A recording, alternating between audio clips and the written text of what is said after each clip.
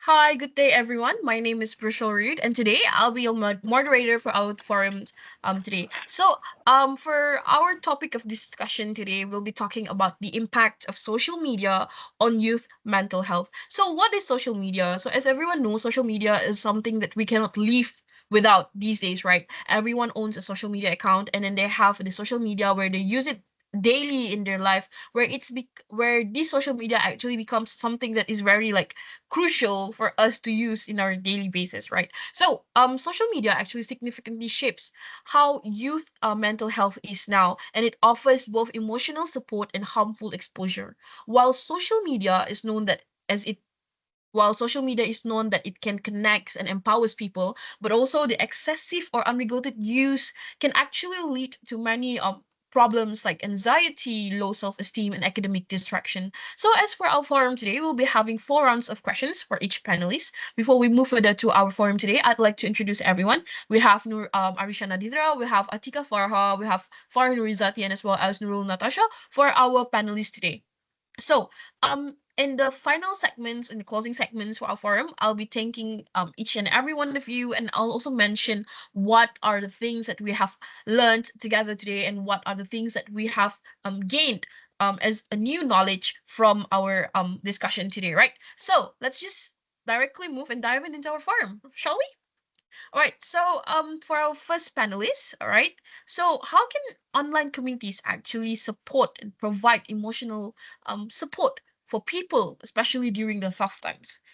Please, the first panelist, the floor is yours. Hi everyone, thank you moderator for the question. So to answer your question, online communities provide a space for people to connect with other people, especially young people who want to meet others who gets them like have the same frequency as them to connect with them. So for example, the most famous one is online gaming communities like Roblox, Genshin Impact, like games where you have a chat box and with a mic, maybe sometimes, right? So these kind of online communities can help teenagers who are struggling with stress and loneliness and social anxiety, so they can't find friends in real life. So they can go here for them to connect with other people like virtually. So even research like from Common Sense Media says that 70% of teenagers agree that social media makes them feel like more connected with other people. So without these kind of like social support and social media, some of them would not even have anywhere to turn to when they are struggling. So like I'm sure some of you have friends that you guys made online and still connect until today, right? So another point to add is social media acts as a library full of mental health resources, especially in videos and post forms, like most famous that we see in TikTok and Instagram. So recently, I also have seen breathing exercises by counselors and psychology students that help with anxiety and panic attacks. So from these kind of videos, we can see that teenagers can learn firsthand about things like burnout, panic attacks, so they can feel like what they are experiencing has a name for it and not just like, oh, it's just their problem and other people don't have that problem, you know? So there are also some immediate emotional support hotlines such as Befrienders KL. I've seen some of that online also. So this kind of platform helps young people to gain access and help them to seek help before they get any worse. So I see. All right. Arisha, so from what you've been saying, that not only social media actually opens up a place for them to actually connect and make new friends, but it also acts as a platform where they can get this like exposure to like how should they take care of themselves, especially in terms of the mental health and stuff, right? Right. yes, exactly. So What are your these takes on kind the of other things? okay. Um, as I've said before, they help gain exposure. So with gaining exposure, it helps with the destigmatization of mental health issues. In social media, they can help make mental health conversations seem normal instead of our usual stigma about, oh, this is just our problem, this is just like a spiritual problem. You just need to like pray more, you know. So, uh, on social media, there are trending hashtags like my mental health journey on TikTok, where students, even older adults, can openly share about their mental health journey, about their bad mental health days, about their journey with therapy and medication. So, even in Malaysia, I've seen a lot of that, sharing their experience with mental health consultations in clinic kesihatan, in government clinics. So this can help break the old belief that mental health is just something that needs to be hidden away. So another most important thing is it can help be a huge source of motivation for these young people. So, like in YouTube Shorts, TikTok videos, there are creators who post simple reminders like maybe one of them can be like your progress is still progress no matter how small it is. So it helps validate these young people's with their like overthinking about am I doing enough. So during MCO, I usually follow this kind of content creators who show that their mental health journey can be bad sometimes, but it can also grow to be better, you know? So this kind of habits can help these young people to gain more encouragement, exposure, and help them feel like they are validated and they can help seek help more in clinic kesihatan. So that's all that I have today. Thank you. All right, thank you so much, Ariesya, for your amazing insights on all these positive sides of social media. And I do believe that actually everyone have the access to all of this positiveness coming from social media as long as we know how to actually take what is good from social media as a whole, right? So we've done talking about how social media is like giving all these good benefits, right? But we need to acknowledge that everything have its pros and cons, right? So let's just move to our second panelist where she will talk actually what are the negatives or the cons that we have from social media. So for our second panelist, what are the emotional risks or what is the emotional risk that come from comparing oneself to others while being online, especially for these youngsters? Please, our second panelist. Hi everyone, thank you for having me. Social media has changed the way we live for sure. We're not gonna lie, it helped us to stay connected and even help us to pass time.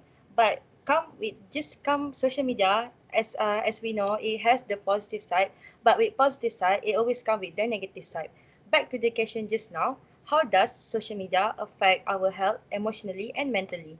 First of all, it will lead to anxiety. This is because even when we're just casually scrolling, we are exposed to all kind of content. Like example, one moment we are laughing at a funny cat video, and the next we are seeing sad news, or sometimes we just see someone showing their perfect life with their partner. This lead to our brain getting pulled at so many directions at one time that our brain itself doesn't have the time to rest. Over time, this can make us feel emotionally tired and mentally drained. We may start comparing ourselves to what we see, even though we know it's not real or it's edited. And the worst part is, we might feel jealous over the people that we don't even know. And I think this is very close to me, and maybe like some of the panelists here might relate to this. Because when we see like strangers living our dream life or going to the vacation, we might get just a tiny hint of jealousy or envy. And even though we have never met them, their posts make us feel like our own life is boring, not successful enough, or not good enough. This kind of jealousy can grow inside us, and without us realizing, it can lead to anxiety and even sadness. I've seen this happen to people around me. I don't know if I think everyone is familiar with the trend of what I eat in a day or body check trend. I think that those kind of video, it is very harmful to us because you might start comparing yourself, and then you will feel like anxiety because you feel like, oh, my body is, I feel fat or I feel not pretty enough, even though all those influencers that you are seeing online, they are editing their video to make them seem flawless. And the next one is, it can lead to FOMO. What is FOMO? FOMO is fear of missing out. Let's say at during the weekend after having a long day, you're just casually watching Netflix or even reading a book, and then you open your social media and then you see your friends engaging socially, like they are going to the cafe or even traveling. You might feel you feel perfectly fine before opening the social media, but then after seeing that kind of content, you feel empty. You feel like, oh, why am I not with them? And then you feel the pressure to make people like you, and then you will post content just to stay relevant or just to fit in the trend. And when you post a content, sometimes you doesn't even know the how the algorithm works, right? So sometimes your content might end up on the wrong side of TikTok, and when you get a negative comment, that can lead to anxiety and depression, just like I said on the point before. I uh, see. Um, I'll just like to interrupt a little, all right? So for Farah, right? So for this regarding this FOMO and like this digital dependency on like social media, on how it actually validates your feelings, it I feels like as if like even though it gives you these people that you can be friends with, but at the same time it actually comes with a cost, where here we are costing our mental health, like especially when it comes to like the way we see ourselves as a whole, right? Especially I do like your point when you mentioned about the editing video part, because I feel like yes, as I feel like this is like a universal problem where everyone here, each and every one of us would feel something like we're never enough, and we keep comparing ourselves to online. So what are else the things that is also affected from the social media? I would add, I think like this one is very relevant to all of us, because like we casually keep comparing ourselves. We just like, oh, how do I do videos like them? How do I fit in the trend? How do I want to be just like the influencer, that maybe the one that you admire? This can lead you to have a sleep problem. It will disrupt your sleep, because many of us scroll through our phone at night, right? Especially like after you finish your chores or even after dinner, you'll be just like, oh, let me just scroll at TikTok for a few seconds. And then those few seconds turn into 1 hour, and then it turn into 2 hour. And then without you realizing, it's already 2 a.m. And the type of content we see at night isn't always calming. Sometimes you might see horror, just like a jump scare video. So it's actually not very good for your health too. And sometimes, I have read this before. Doom scrolling and emotionally charged content can keep our brain in a state of alertness. That is why sometimes, even though we already feel like we are sleepy to sleep, but then when we open social media, we keep scrolling. Sometimes the sleepiness go away. This is because our brain did this to us. And then the kind of content, the one that are maybe like sad or maybe just like scary video, it can increase our brain activity and lead to physical stress, which is why when we wake up the next morning, we feel restless, our body feel extra tired, and we become more grumpy. This condition is known as cognitive and psychological arousal, meaning your mind and body are still active even when you went to sleep. And over time, this affect our mood and can lead to more serious mental health like depression. So I'm not saying that we need to stop using social media or it is completely negative. It's not That's not realistic, is it? But we should try to use it more carefully. If there are accounts that make you feel jealous or insecure or maybe makes you feel you are not good enough, it's okay to unfollow or mute them. I think that is all from me. Thank you. All right, thank you so much to our second panelist for her amazing insights. And yes, I do agree with everything that you said just now. How do the social media actually takes a negative toll on our mental health, and especially for youngsters, right? Because as we know, youngsters, they don't really know yet how to actually differentiate between like the reality and then like the social media. So I think it could be like very dangerous for them as a whole. All right, so let's just move to our third panelist. All right, so for our third panelist today, I'd like to ask you, how is constant social media use actually interfere with study time or concentration? Please, the floor is yours. All right, thank you, Ms. As we all know, social media platforms are designed to grab attention through notifications, likes, and endless content. The habit of checking social media apps like Instagram or TikTok interrupts our focus and prevents us from getting into a deep study mode. So back to your question, Mrs. Bruchel, how does constant social media use interfere with study time or concentration? So there are several key ways that I will point out here. So first, um, about procrastination and distraction. So social media is meant to be engaging and often pulling students away from their intended tasks. For example, a student might sit down to study for an upcoming exam, but decides to quickly check Instagram or TikTok. Before they even realize it, what begins as 2 minute scroll turns into a 45 minutes of watching videos, liking posts, or replying to friends. This delays the start of actual studying and reduces the time available to complete assignments. So instead, another real life example that happens around us is when a student who has a major assignment due at midnight. So instead of starting after dinner, they open TikTok just for a break. Then 2 hours have passed. Then panic sets in as they rush to finish the assignment and sacrifice the quality of their assignment. This pattern of distraction can gradually reduce students' ability to stay focused and concentrate.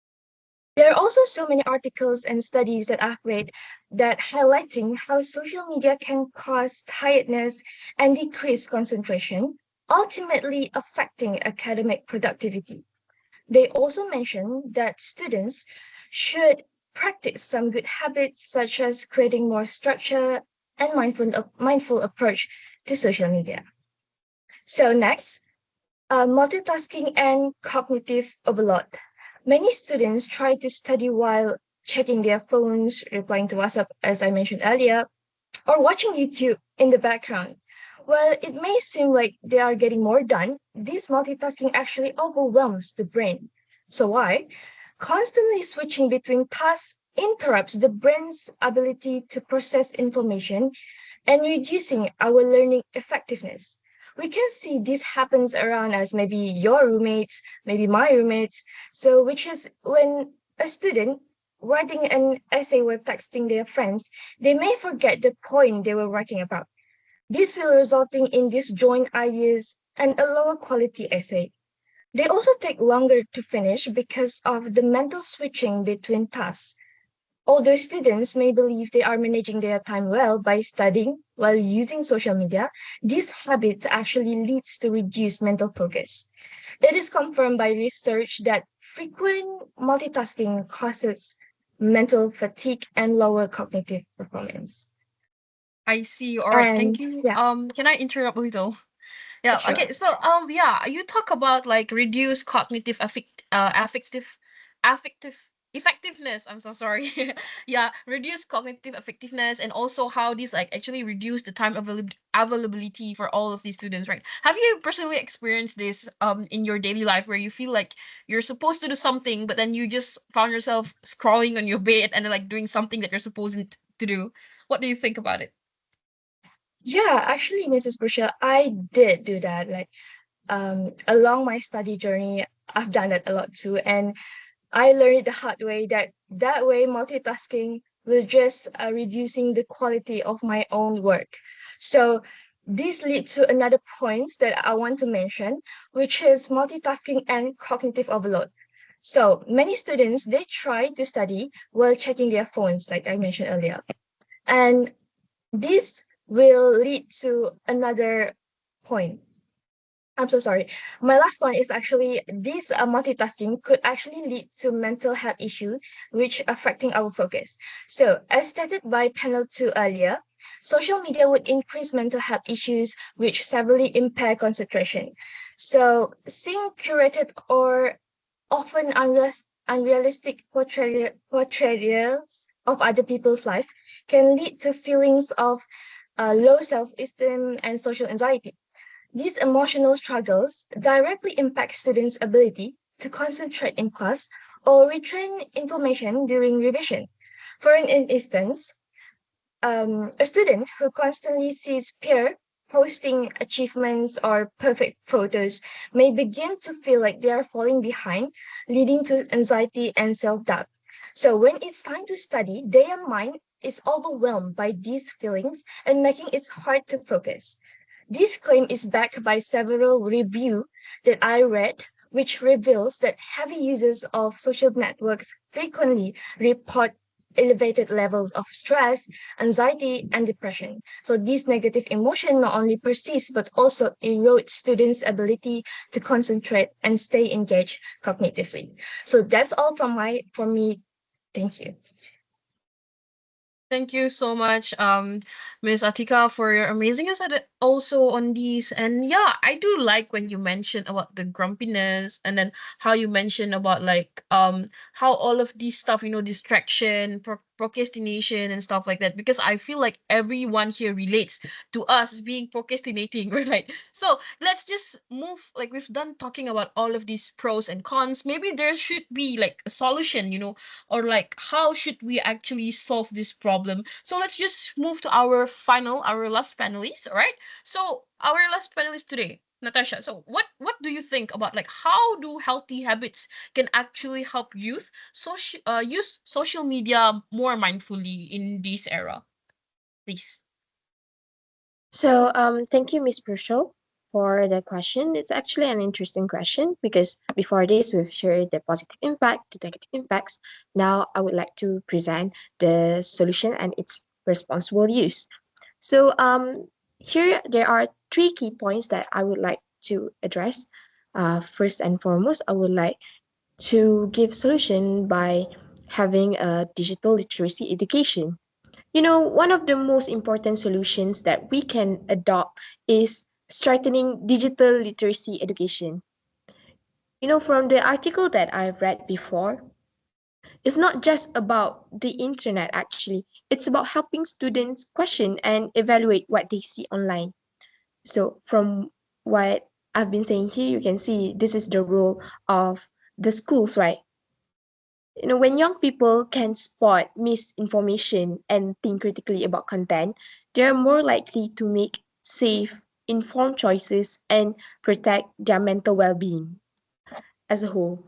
And while it helps them that, it also helps them build resilience against negative online experience like cyberbullying or unrealistic portrayals on social media.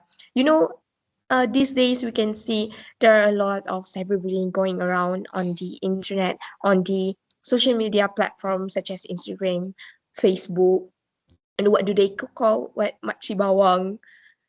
This is all can lead to cyberbullying, and this this kind of education is should be included as part of the school curriculum, as it ensures that all students, regardless of their background, gain these essential life skills. So next, I would like to address the solution by having a healthy screen time habits. Another key point is encouraging healthy screen time habits is that, you know, before this, I've read that there are studies shown preteens today spend about 5.5 hours a day on screens. And when you actually think about it, that's actually crazy. How could a kid spend 5 hours on sticking to their phone only? And while screens are actually inherently aren't bad, we need to teach kids how to use them in a balanced way.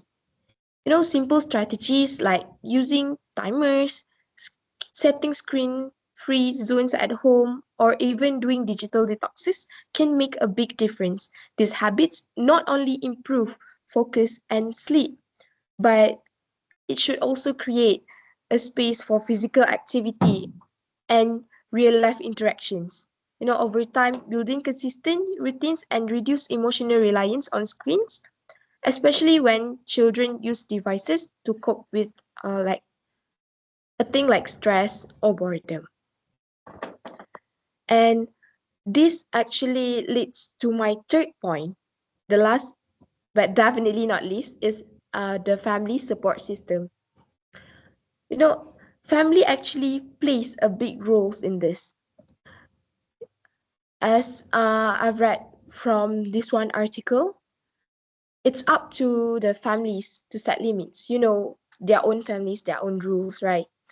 But it is actually encouraged for parents to have to set limits or like have a thoughtful online behavior to keep the lines of communication open. When kids know they can talk about their digital experiences, both good or bad, it reduces isolation and helps them feel supported. So we can see that family actually should be involved in students or kids' online life. And like parents or even caregivers who model mindful technology use also create a safer and more open digital environment. For example, that I can give is like regular check-ins and always check on their kids helps catch early signs of mental health issues like um